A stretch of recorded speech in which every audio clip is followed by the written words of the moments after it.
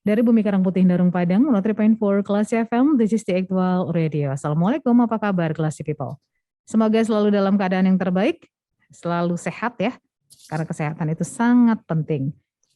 Classy People, beberapa waktu lalu kita dihebohkan dengan peraturan terbaru yang dikeluarkan oleh pemerintah, yaitu adanya aturan baru mengenai JHT, yang belum sempat diaplikasikan sebetulnya, tapi sudah cukup membuat heboh, di mana JHT itu tidak bisa dicairkan sebelum usia si pemilik akunnya 56 tahun. Pada perkembangannya kemudian, setelah mendapatkan berbagai reaksi dari masyarakat, aturan ini dicabut dan direvisi, namun revisinya belum keluar. Nah, aturan baru JHT dicabut, bagaimana kemudian? Itu yang akan kita angkat sebagai topik diskusi di program Kata KJ. Program yang bisa Anda cermati setiap hari Kamis di minggu pertama setiap bulannya, dan program ini akan dibawakan diskusinya nanti oleh Bapak Khairul Jasmi alias Pak KJ ya, seorang wartawan senior. Saya sapa dulu beliau. Assalamualaikum Pak KJ. Waalaikumsalam warahmatullahi wabarakatuh. Baik, sehat ya Pak. Silakan Pak langsung memulai diskusi kita kali ini. Baik. Pendengar Klesi dimanapun Anda berada, kembali bersama saya dalam program Kata KJ. Kali ini topiknya adalah soal JHT Jaminan Hari Tua. JHT belakangan seperti cerita berbingkai, yang satu belum selesai muncul cerita baru, dan cerita baru belum selesai kembali ke cerita lama. Itulah JHT yang sekarang sudah mulai melandai karena sudah diterpa isu lain. Kita akan membahas hal itu bersama para narasumber yang berkompeten. Pertama saya perkenalkan Kepala BP Jamsostek Cabang Padang, Ibu Teti Widayanti.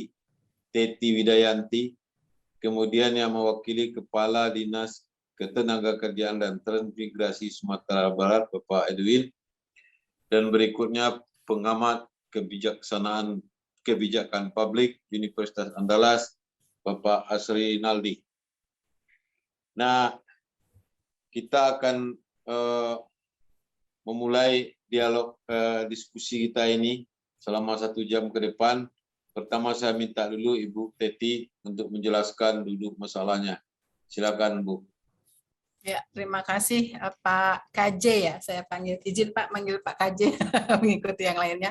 Assalamualaikum warahmatullahi wabarakatuh. Selamat siang Bapak Ibu semuanya narasumber. Perkenalkan saya Teti Widayanti, Kepala Cabang BPJS Tenagakerjaan Padang ya. Jadi di Sumatera Barat ini kami ada 3 kantor cabang, salah satunya adalah kantor cabang Padang. Seperti halnya yang ditanyakan oleh Pak KJ, prinsipnya memang kami sedang menunggu apa yang dimaksud dengan revisi dari Permenaker nomor 2. Seperti yang sudah disampaikan tadi bahwa memang implementasi Permenaker nomor 2 ini belum terlaksana karena memang peraturan tersebut berlaku tanggal 4 Mei 2022. Ya, tetapi dan kita tahu juga bahwa memang banyak masukan-masukan ya, dan itu dalam kajian kembali. Jadi dalam kajian ini kami pun belum bisa menginfokan apa, tapi yang jelas sementara Permenaker 2 tahun 2022 itu baik yang sebelumnya sudah ditetapkan nantinya akan berlaku pada 4 Mei 2022 maupun nantinya jika ada revisi itu belum terimplementasikan karena belum berlaku. Artinya peraturan yang sekarang itu masih menggunakan Permenaker nomor 19 tahun 2015. Artinya teman-teman tenaga kerja yang mengalami PHK itu masih bisa melakukan klaim JHT-nya sesuai dengan peraturan yang berlaku. Begitu Pak. Baiklah Bu, sudah jelas. Jadi Padang memperlakukan peraturan yang awal ya? Iya, betul Pak. Baiklah. Pak Edwin, karena ada peraturan baru, walaupun Padang memperlakukan yang lama, ada riak enggak di yang masuk yang Bapak dengar di Sumatera Barat dari pekerja penerima upah? Ya, baik. Terima kasih Pak KJ. Izin saya sampaikan. Ini mohon maaf dari Ibu ini sebelumnya dari Ibu PLT Kadis karena beliau ada kegiatan di Surabaya. Jadi beliau meminta kami untuk mewakili. Ya, memang ini Pak berkaitan dengan ini permen yang baru berkaitan dengan berdua dengan JHT. Memang ada sedikit ria-ria yang ini dari Serikat Pekerja di Sumatera Barat. Kemarin ini kami berusaha menerima dari Serikat Pekerja Metal dan mereka mempertanyakan terhadap kebijakan dari pemerintah dengan pengambilan hak JHT di usia 56 tahun. Nah, namun kami sudah sampaikan ke Pak Gubernur bahwa ini kebijakan ini memang sudah ada perhatian dari pemerintah, dalam hal ini Kemenaker, yang berdasarkan masukan-masukan dari para pihak, dan ini kemungkinan akan direvisi.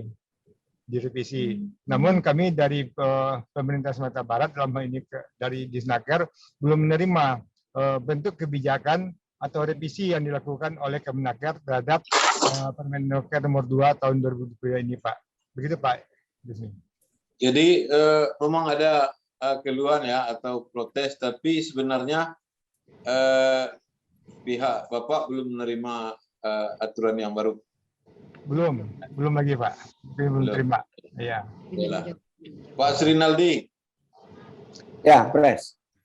Ini dari kebijaksanaan publik peraturan yang dibuat kemudian kembali ke yang lama itu apa namanya, tidak konsisten, tidak korek, atau bagaimana Pak? Iya, makasih Pres, Bapak Ibu narasumber yang saya hormati. Jadi barangkali ini kan gambaran kalau dibilang pelin-pelan kan terlalu ekstrim ya, tidak konsistennya pemerintah. Saya pikir banyak sekali kebijakan pemerintah yang tidak konsisten ini gitu. Jadi lebih banyak trial and error, melihat reaksi masyarakat, kemudian baru diperbaiki kalau seandainya ada tuntutan itu. Ini juga gambaran bahwa sebenarnya pemerintah terlalu percaya diri untuk bisa mengatur bahwa sebuah kebijakan itu akan pasti dituruti oleh masyarakat gitu. Padahal dalam proses pembuatan kebijakan publik itu memang harus ada upaya mengidentifikasi dulu apa persoalan-persoalannya gitu. Jadi sebenarnya dari Permenaker 19 2015 kan alasan diubah itu kan karena tidak sesuai lagi PP-nya, tidak sesuai lagi dengan kondisi yang ada hari ini. Cuma persoalannya adalah apakah materi yang diatur itu sudah sesuai dengan harapan dari tenaga kerja, kan itu aja persoalannya gitu. Kalau kita lihat dalam konteks tata cara pembayaran manfaat itu kan sebenarnya di Permenaker ini tidak ada persoalan karena memang dari ketentuan umumnya kalau kita baca memang manfaat uang tunai yang dibayarkan itu peserta ketika masuki usia pensiun itu clear, itu tidak masalah itu. Cuma persoalan adalah ketika memang usia pensiun itu yang di pasal 3 itu jadi masalah karena harus umur 56 tahun itu gitu. Jadi kalau seandainya itu diubah ya saya pikir itu yang perlu direvisi gitu. Nah, cuma kan betul kata Pres tadi yang jadi masalah itu adalah kenapa begitu lambatnya merevisi? Kalau itu yang jadi pertanyaan oleh tenaga kerja, ya kenapa itu tidak diubah aja, kembalikan saja ke aturan lama gitu. Nah, ini barangkali karena memang di balik undang-undang ini, di balik Permenaker ini memang tersimpan begitu banyak aset ya, tersimpan begitu banyak potensi keuangan yang ya tentu bisa dimanfaatkan oleh pemerintah ya. Ketika pemerintah memang sedang kesulitan uang ya untuk berbagai pembiayaan pembangunan, bisa jadi seperti itu. Jadi kalau umur 56 tahun ya tunggulah dulu. Kalau berumur 5 tahun ya pertanyaannya adalah ketika mereka belum pensiun, belum mencapai umur 56 tahun misalnya di PHK, kemudian atau ada persoalan lain misalnya ya mundurkan diri misalnya, itu dengan apa dia makan? Itu kan jadi persoalan juga gitu. Jadi barangkali mungkin lebih kepada konsistensi menurut saya dan cara mengidentifikasi persoalan itu yang belum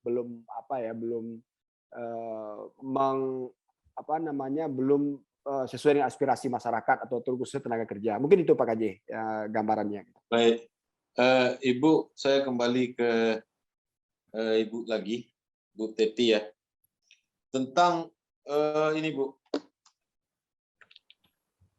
seberapa banyak orang di Sumatera Barat yang mengambil JHT-nya setelah dia pensiun selama ini atau sebelum dia pensiun? Ada nggak, Bu, angkanya? Oke, terima kasih Pak. Memang secara data statistik ya Pak, saya menggambarkan 5 tahun ke belakang bahwa memang secara data statistik itu tenaga kerja yang melakukan klaim JHT secara nasional ya Pak ya, saya rasa sama termasuk di Sumatera Barat, itu sebagian besar adalah mengundurkan diri. Ya, itu di atas 70% dan itu kepesertaannya itu antara 2 sampai 5 tahun ya, sampai 5 tahun. Kategori mengundurkan diri ini berbeda dengan PHK ya Pak ya. Artinya begini, PHK yang dilakukan oleh perusahaan. Ini kami dalam melakukan data statistik dalam penyelesaian klaim itu, untuk laporan itu kita dibagi-bagi. Ada yang orang melakukan klaim itu berdasarkan karena mengundurkan diri, kategori mengundurkan diri, kategori di PHK atau kategori pensiun. Nah, dari data yang ada memang 5 tahun ini itu banyak yang mengundurkan diri. Dari data itu yang mengundurkan diri Pak, itu rata-rata memang dia bekerja kembali. Ya, memang bekerja kembali. Tetapi karena aturan Permenaker nomor 19 itu, bagi yang sudah aktif kembali, ya artinya kerja lagi begitu, JHT-nya tidak bisa dicairkan. Ya, karena kita sudah sudah ngeling dengan data Adminduk. Ya, artinya kalau misalnya sudah aktif lagi menjadi peserta BPJS Ketenagakerjaan, maka JHT-nya tidak bisa dicairkan. Makanya tenaga kerja setelah mengundurkan diri atau PHK, mereka melakukan klaim JHT.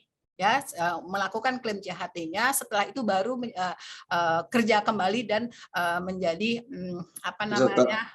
peserta baru. Menjadi peserta baru. Nah, inilah yang mungkin salah satu informasi yang saya dapat, bahwa kenapa pemerintah itu mengkaji ulang. Ya, karena esensi dari JHT sendiri itu tidak dapat. Gitu Pak. Jadi memang jaminan hari tuanya nggak dapat, karena memang secara statistik seperti itu. Di atas 75% sebagian besar tenaga kerja itu berhenti sebagian lah ya, sementara, kemudian dikerja lagi dan menjadi peserta BPJS kembali, begitu Pak. Baik, jadi kalau ini Bu, di Sumatera Barat yang mengklaim dia sudah pensiun itu dalam 5 tahun terakhir ada nggak Bu?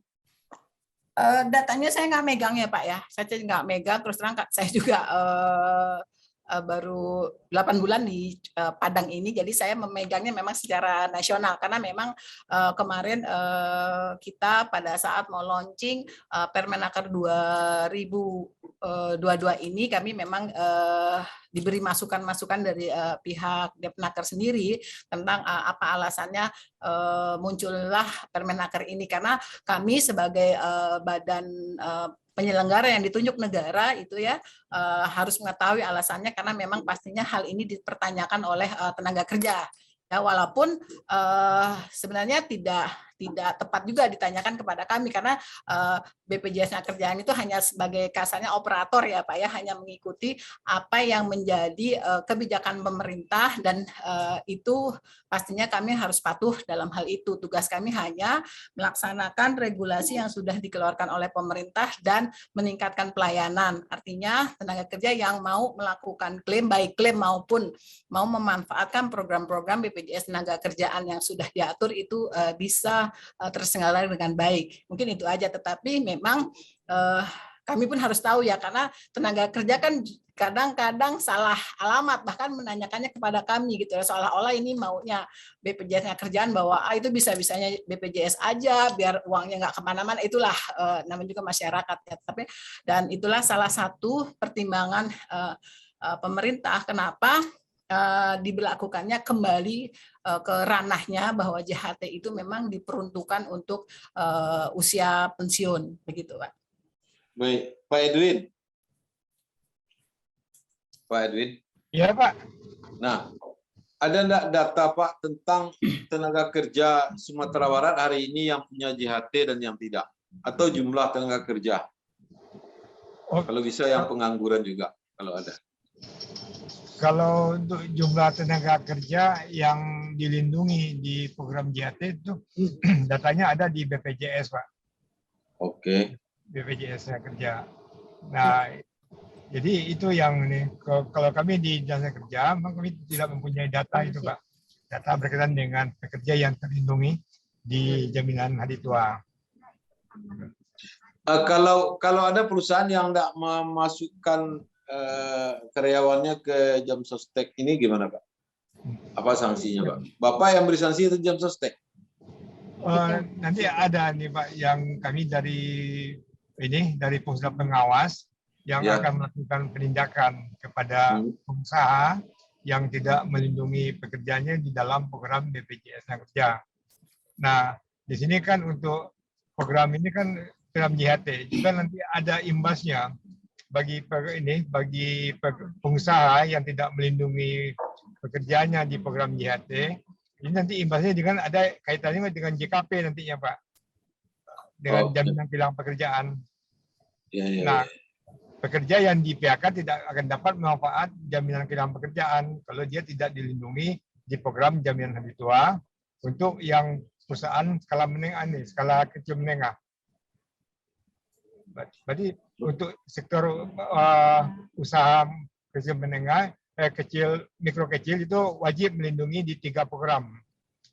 Apa itu Pak? Program plus BPJS Kesehatan gitu Pak. Oke, siap. Mungkin Baik, bisa Pak. ditambahkan sedikit Pak KJ terkait informasi tenaga kerja. Saya punya data tahun 2020 ya Pak. Kalau di Sumber itu memang angkatan kerja tenaga kerja itu 2,7 juta ya Pak Edwin ya.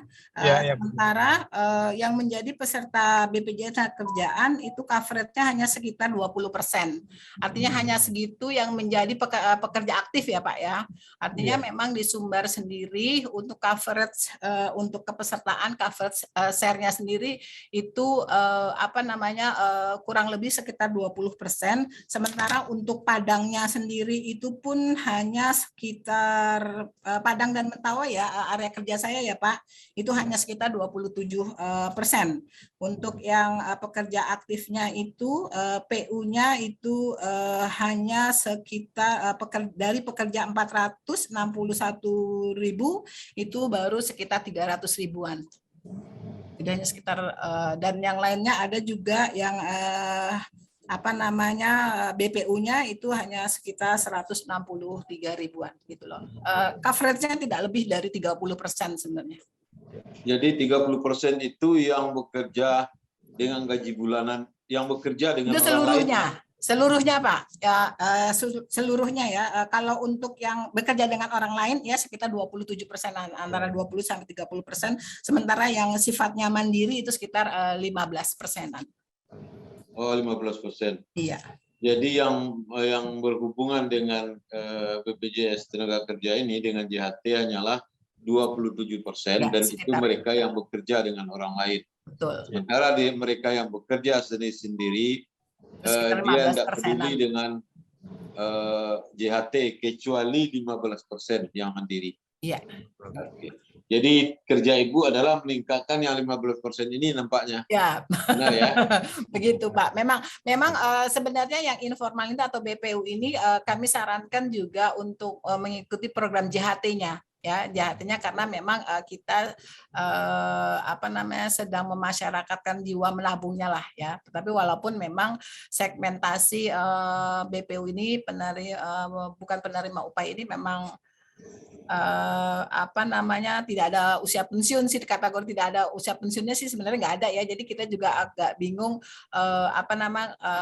klasifikasi bahwa orang tersebut sudah jatuh tempo usia pensiunnya gitu kan.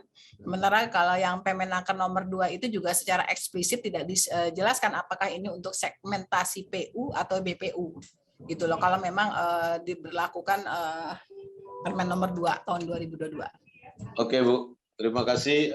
Pendengar Klesi manapun Anda berada, kita istirahat sejenak dan akan kembali secepatnya.